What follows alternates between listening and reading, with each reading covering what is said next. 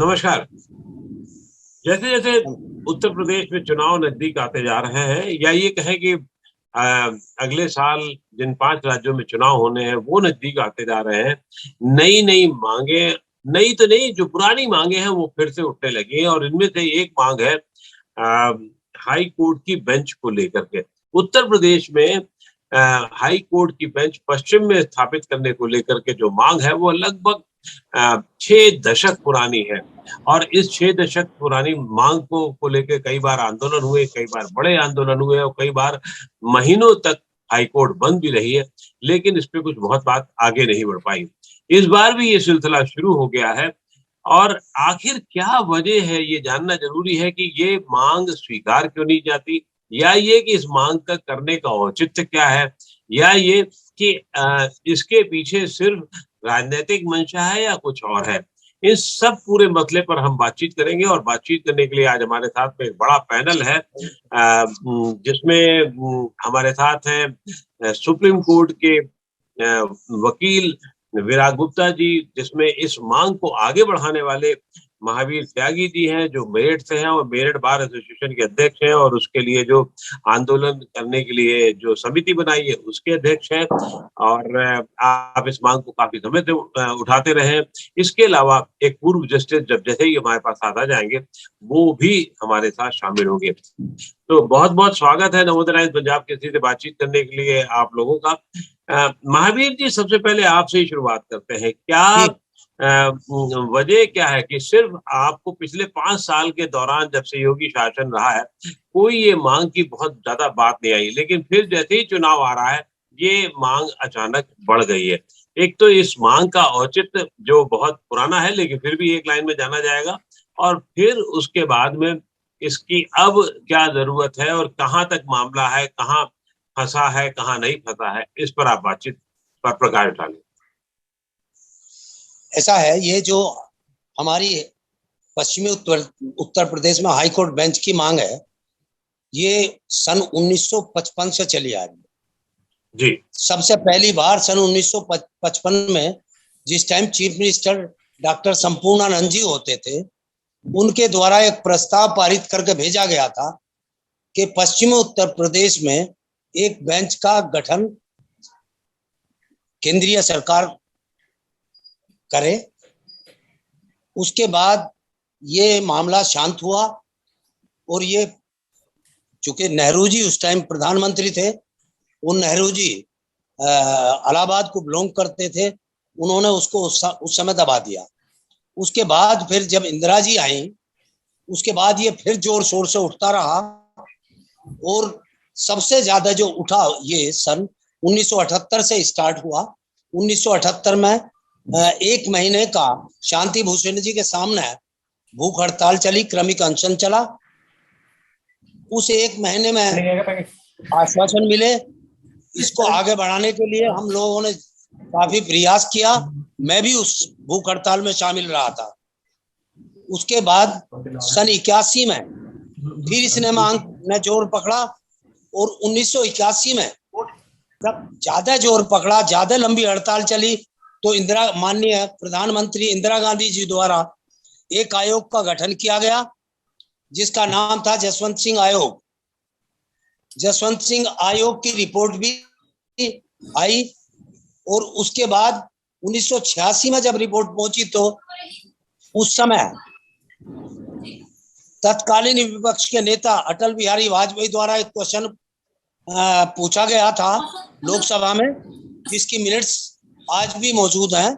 उसमें भी उन्होंने तत्कालीन जो हमारे लॉ मिनिस्टर थे भारद्वाज, HR भारद्वाज, उन्होंने कहा था लोकसभा में, जी लोकसभा में ये कहा था, प्रश्न का उत्तर दिया था वाजपेयी जी के सरकार सैद्धांतिक रूप से पश्चिमी उत्तर प्रदेश में हाईकोर्ट बेंच की मांग का समर्थन करती है और मानती है और शीघ्र वहां हाईकोर्ट बेंच की स्थापना की जाएगी।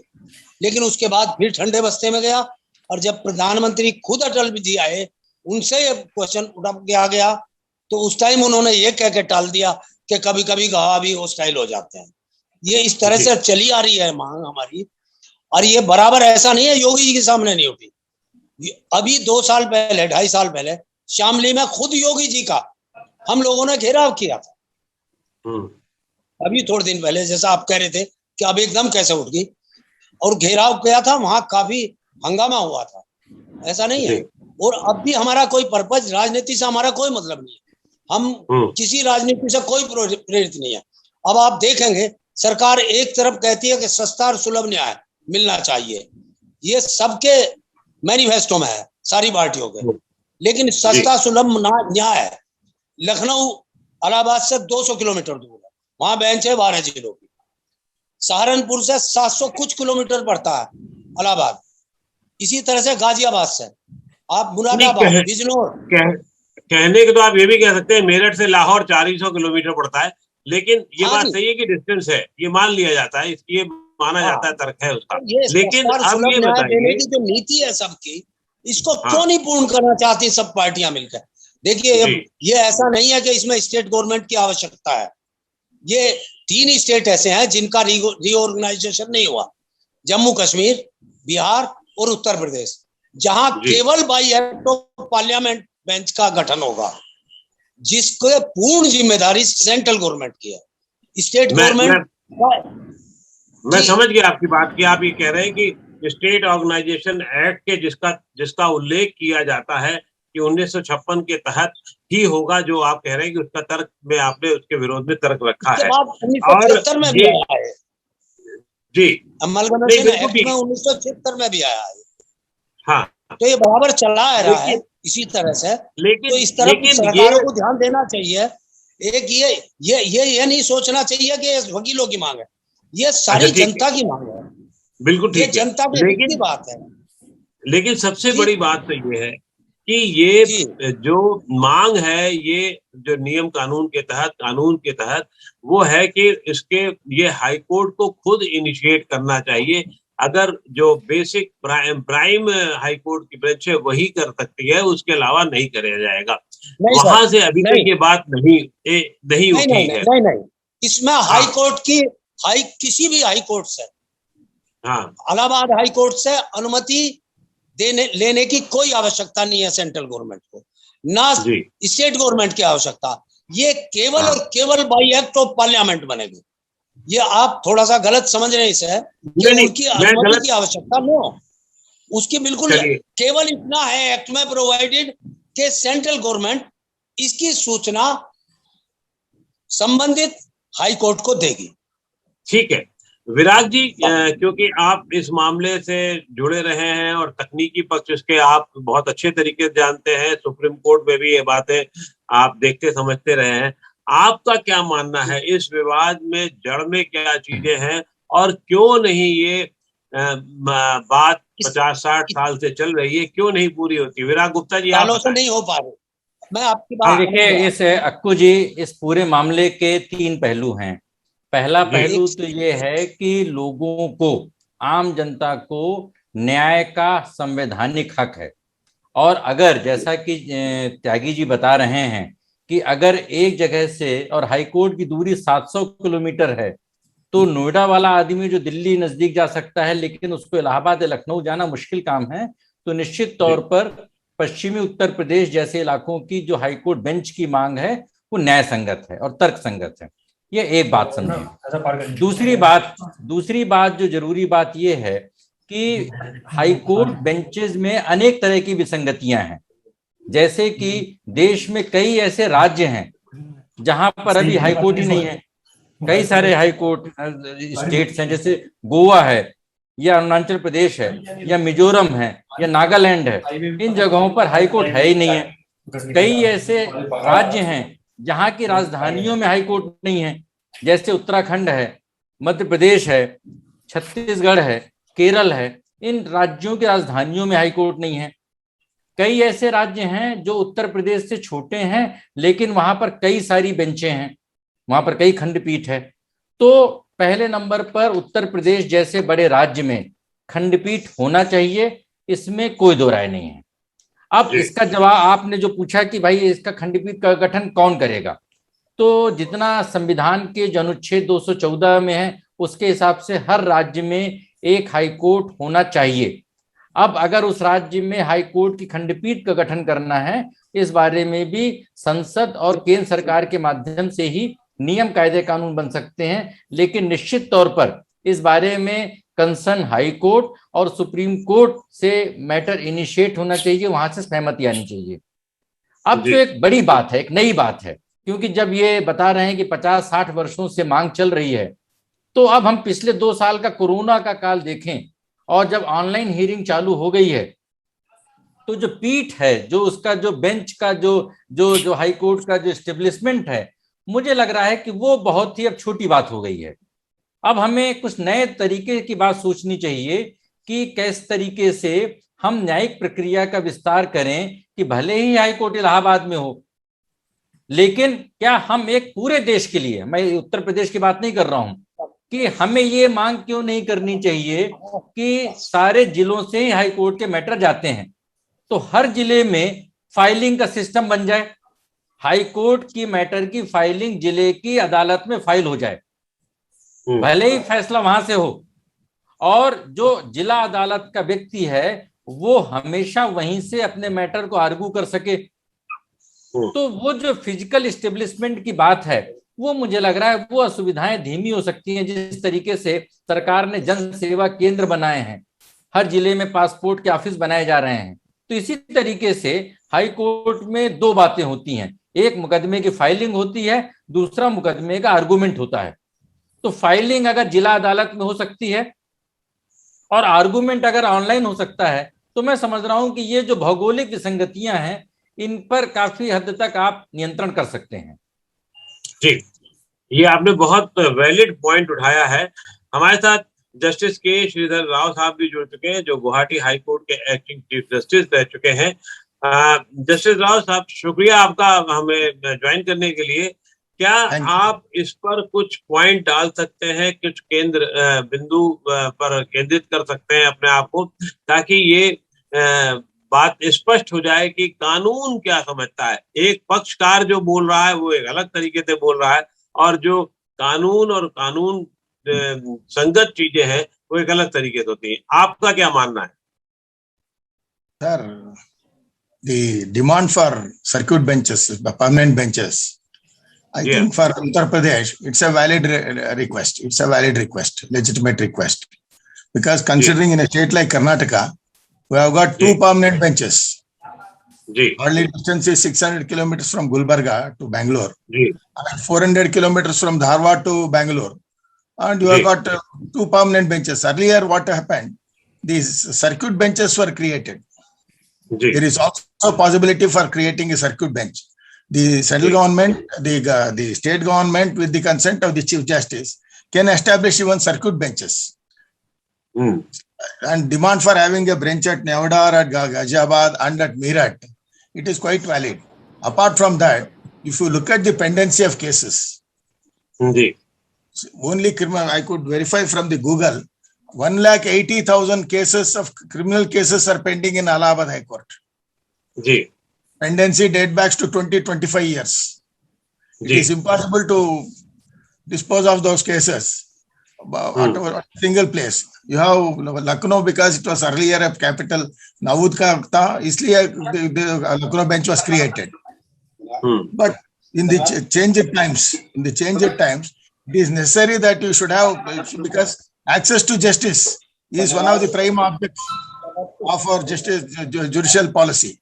Therefore, it is necessary to have a benches at different places where it is far away from capital city or Allahabad. And if not permanent bench, at least the circuit benches may be created for the present. And depending upon the success of functioning of the circuit benches, then they could be converted as permanent benches as required under law. The parliament can make it, and president can, with the presidential order is issued, and then they become permanent benches. And having about, I'm told this Allahabad High Court has got more than 120 judges sitting at a place. This space crunch is also a problem there. So if they're equally distributed, the judges' strength is equally distributed among the other places where the permanent bench or the circuit bench is to be created, then it becomes easy for the lawyers, and it also helps in quick disposal of cases. That's my view. Ji. Sir, but there is a $1 million question. Question is that why it is being denied by central government or High Court main Chief Justice? Why it is not being implemented? Sir, Chief, I don't know, because it may be a question of political conveniences or something. I think Allahabad people oppose. I am told Allahabad people does not allow the benches to be created. That's one. That appears to be one of the reasons. One of the reasons. And as far as Chief Justice is concerned, Chief Justice also should take initiative into the matter. After all, he is also a stakeholder in the matter, where he has responsibility of seeing quick disposal of the expeditious disposal of the cases of the state. Therefore, he can also advise. There is nothing wrong. It is not that as far as the permanent bench is concerned, the full court recommendation is required. But as far as Chief Justice in his own capacity, he can recommend, and he can discuss with the state government, and also the state government in turn discuss with the central government, and legally what is possible could be done for creating the benches. As far as circuit benches are concerned, it's between the state Chief Justice and the Chief Minister. The full court decision does not arise here. So to have a circuit bench at least immediately, if the government is interested, government can move the matter with the Chief Justice, and with his consent, they can create immediately the circuit benches. There is nothing politics in this matter. It is a case of convenience and convenience to the parties and to the lawyers, and also for expeditious disposal of the cases. Otherwise, about 2 to 3 lakh cases concentrated at 1 or 2 places. And the lawyers also, it is very difficult, the distribution of the cases to the judges, and then appearance of the lawyers. Many times, lawyers may not be able to appear in too many cases at a time before too many benches. Therefore, it is advisable that permanent bench or a circuit bench for immediately to be created. That will ease the burden on the courts and also help in quick disposal of the cases. जी, महावीर जी, जैसा कि justice Rao कह रहे हैं कि ये संभावना है, लेकिन आपके हिसाब से ये क्यों नहीं हो पा रहा? क्या सिर्फ राजनीति है, या इलाहाबाद के लोगों का विरोध है, या कुछ और है? दूसरा ये कि चीफ जस्टिस क्यों नहीं इसको कर रहे? अभी हमारे चीफ जस्टिस साहब ने जो बताया, सर्वप्रथम तो सबसे बड़ा प्रेशर इलाहाबाद हाई कोर्ट के लोगों का है, क्योंकि वहां पॉलिटिकली वो हमसे ज्यादा मजबूत है। और जब भी ये मौका आता है कि बेंच देना चाहती है सरकार, तभी वो इतना प्रेशर सरकार पे डालते हैं कि हम वहां आके फेल हो जाते हैं। सही बात एक ये भी है, अभी तक पार्टियां, यदि ये समझ में आ जाए राजनीतिक पार्टी के, जिसको हम समझाने का बार बार प्रयास करते हैं, और चूंकि हमारे क्षेत्र में मीडियम तबका सबसे ज्यादा है इस वेस्टर्न यूपी में, और मीडियम तबका उस हिसाब से जिस तरह से संघर्ष होना चाहिए, भूखे मर के हर तरह से तैयार होता है, वो नहीं कर पाता। ये सबसे बड़ी प्रॉब्लम है। यदि सरकार को ये समझ में आ जाए कि राजनीतिक लाभ होगा हमें इसको देने से, तो सरकार 2 मिनट में दे दे, लेकिन ये समझाने के लिए भी वो लोग हमको मौका नहीं दे पाते। उससे पहले वो इतने हावी हो जाते हैं इलाहाबाद के। अब आप देखिए, मैं आपको स्पष्ट बता रहा हूं, यदि आप सही तरीके से देखें तो जो पेंडेंसी है, जो 18 तक का रिकॉर्ड मेरे पास है, 15 लाख समथिंग है पेंडेंसी इलाहाबाद हाई कोर्ट में, जिसमें 58% पश्चिमी उत्तर प्रदेश के केवल 18-19 जिलों की। 58% जी, स्पेसिफिक दे सकता हूं मैं, रिकॉर्ड है मेरे पास जी। और दूरी यदि आप देखेंगे 750 से और 600 के, वो तो खैर आप बता चुके जी। तो ये सारे चीजें ऐसी। अब आपको मैं ये बता दूं कि जो पश्चिमी उत्तर प्रदेश जिसको हम कहते हैं, उसकी जो आबादी है वो 8 करोड़ 18 में थी, जिसको हम पश्चिमी उत्तर प्रदेश कहते हैं। अब वो बढ़ के शायद 10 करोड़ हो गई है, 9-10 करोड़। उस आबादी पे एक भी बेंच नहीं है। आपको मैं ये बताना चाहता हूं कि कितनी कितनी आबादी पे कितनी कितनी बेंचें हैं, ये मैं आपको थोड़ा सा बताना चाहूंगा। देख भाई बेंच वाला निकाल से, आप ये देखिए कि आंध्र प्रदेश की जो आबादी है वो 6,61,00,000। वहां पे जबलपुर, इंदौर और ग्वालियर, जबलपुर हाई कोर्ट है, इंदौर और ग्वालियर 2 बेंचेस हैं। ये आप मध्य प्रदेश की बात कर रहे हैं, मुझे अंदाजा है, मैं आपको बता दूं, मैं आपको जल्दी में बता दूंगा। मध्य प्रदेश में ऐसा ही है, दक्षिण में भी इसी तरीके का है, जहां मदुरई भी है, मुंबई में भी मद्रास उतना भी ही है। है, और एक मिनट कलकत्ता में मैं भी ये है। नहीं, और ये डिमांड हरियाणा में भी है कि हमें आप कर दीजिए। ये तो आपने एक आप बता रहे हैं कि राज्य के हिसाब से और जनसंख्या के हिसाब से हो रहा है। मैं सिर्फ ये है कि क्या राजनीतिज्ञों को क्या आपकी ताकत का अंदाजा नहीं है, या आप ताकत नहीं दिखा पाते? देखिए ऐसा नहीं है कि ताकत नहीं दिखा पाते। हमने कई बार पश्चिमी उत्तर प्रदेश को पूर्णतया बंद करा है, हमने रेलें भी रोकी हैं, हमने रास्ते भी जाम किए हैं, हमने जितना प्रयास हो सकता है यहाँ की पब्लिक ने उतना करने का किया है।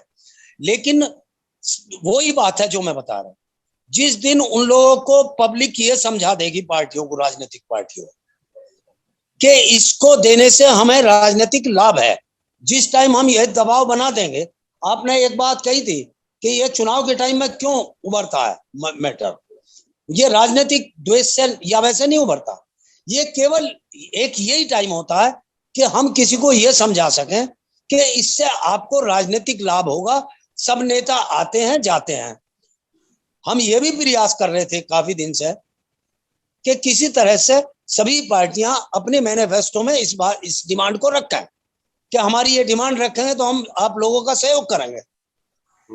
तो जिस टाइम ये जिस वक्त जिस पार्टी को ये समझ में आ जाएगी, अब मान लिया बीजेपी आ सत्ता में, यदि उसके समझ में ये बात आती है कि हमें इसको देने से राजनीतिक, चूंकि हर पार्टी राजनीतिक लाभ देखती है, वो ये देखती है कि मुझको हर जनों को लाभ देने से कितना लाभ होगा राजनीतिक, ओबीसी को वोट अच्छा, कुछ मैं समझ रहा हूँ, हम समझ रहे हैं आपकी बात को। तो विराग जी, आपने महावीर जी की बातें सुनी, तो क्या ये इतना आसान सा मामला है जिस तरीके से समझा जा रहा है, या इसमें तकनीकी पेचीदगियां बहुत हैं, या सिर्फ और सिर्फ राजनीतिक मुनाफा और नफा नुकसान का ही मामला आपको नजर आता है?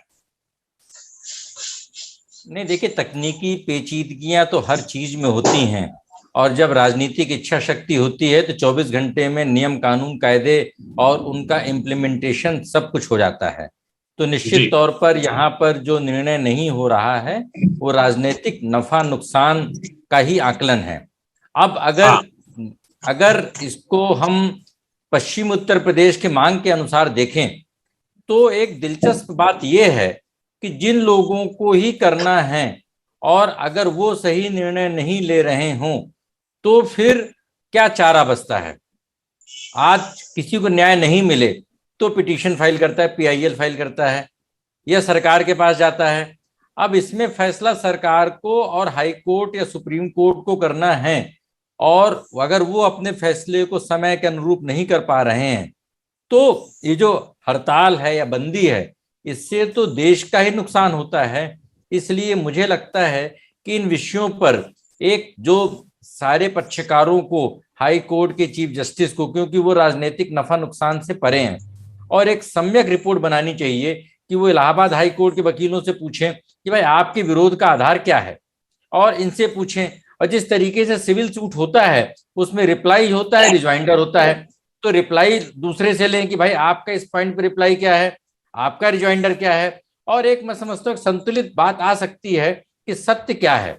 लेकिन अब इसमें एक और भी जरूरी बात है कि ये जो मुद्दे हैं ये बर्रे के छत्ते पे हाथ रखने जैसे हैं, क्योंकि इनसे बहुत सारे ऐसे विषय खुलते हैं जिन विषयों पर कंट्रोल मुश्किल है। जैसे देश में बहुत बड़े लेवल पे दक्षिण भारत से डिमांड आ रही है कि सुप्रीम कोर्ट की एक बेंच दक्षिण भारत में होनी चाहिए, क्योंकि कन्याकुमारी के आदमी को दिल्ली सुप्रीम कोर्ट आने में बड़ी मुश्किलें हैं।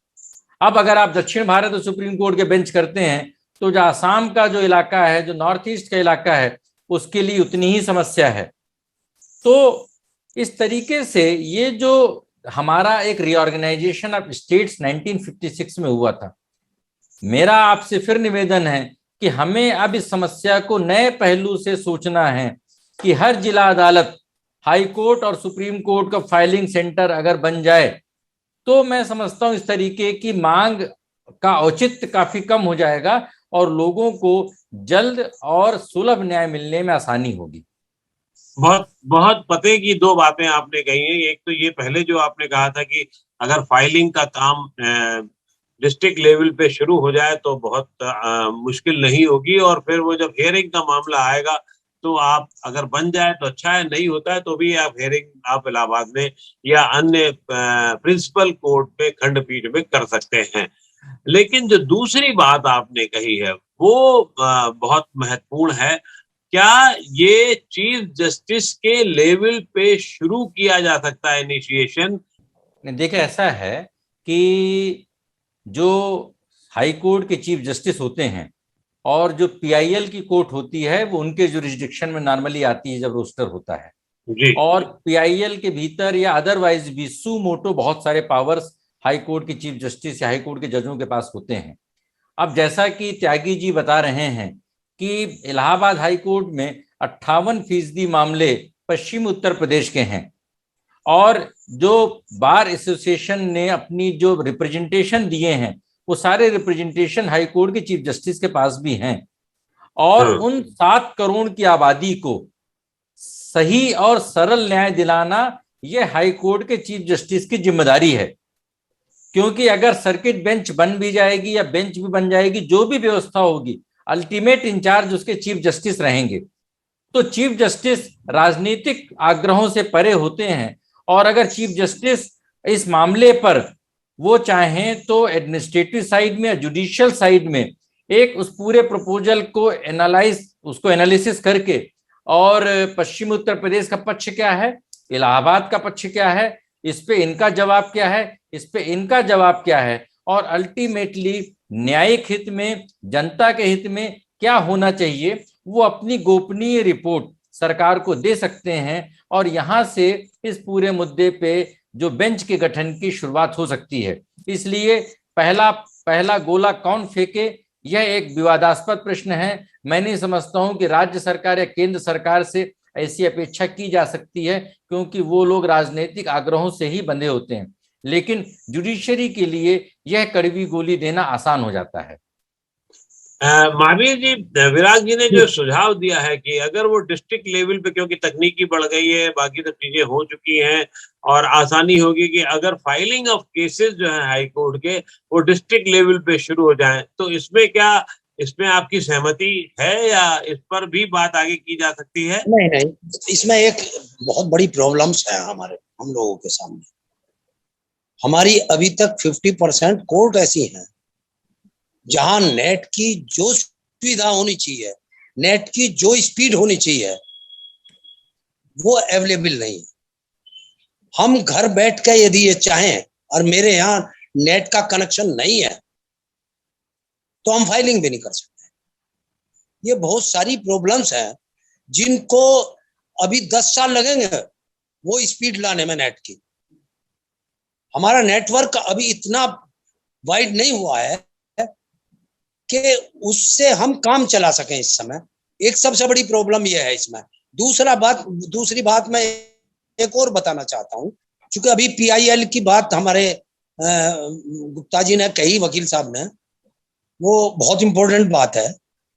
क्योंकि अभी एक बार रांची में बेंच बनाई गई थी बिहार में और वो स्टेट गवर्नमेंट और हाई कोर्ट की सहमति से बेंच का घोषणा हो गई थी।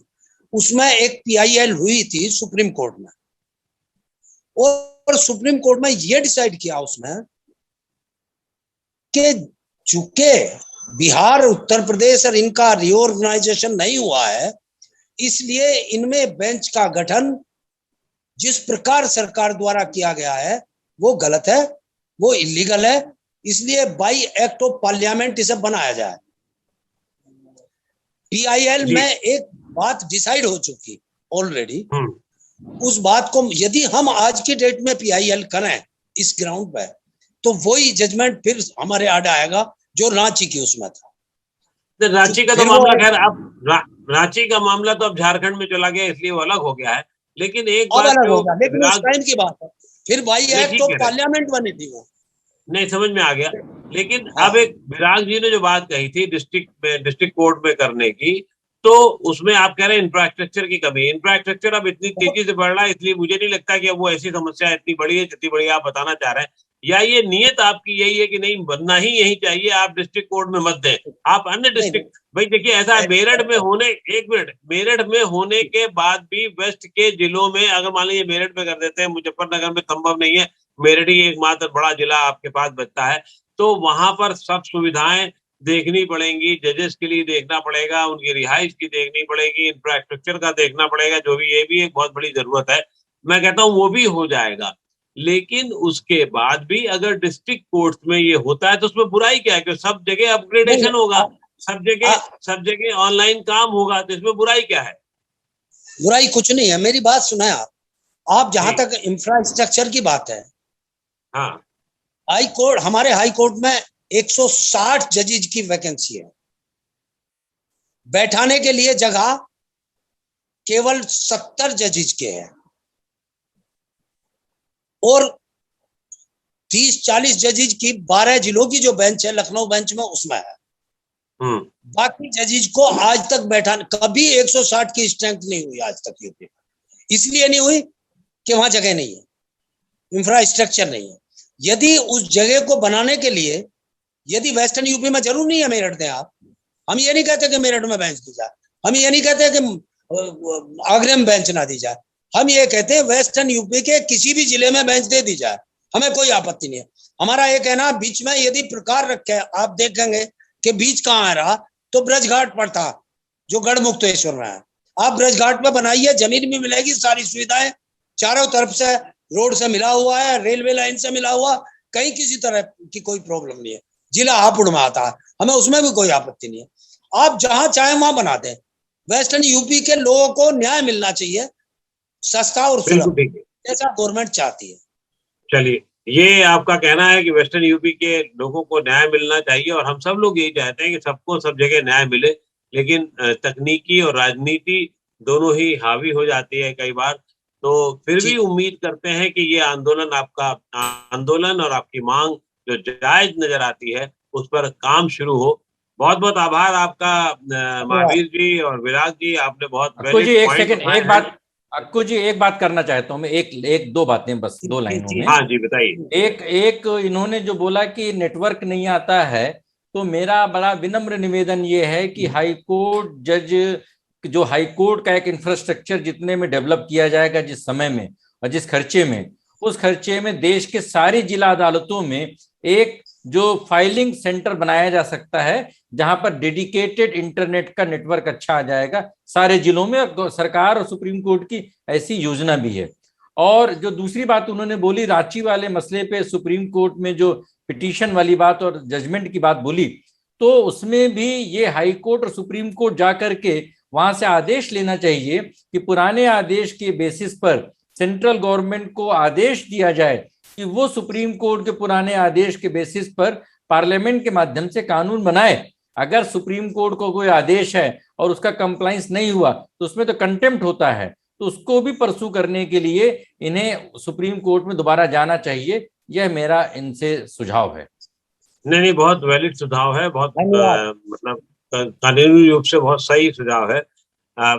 हम उम्मीद करते हैं पश्चिम उत्तर प्रदेश के लोगों की ये लड़ाई एक मुकाम पर पहुंचेगी, लेकिन अभी इतना आसान लगता नहीं है, क्योंकि राजनीतिक हित बहुत सारे एक दूसरे के जुड़े हैं।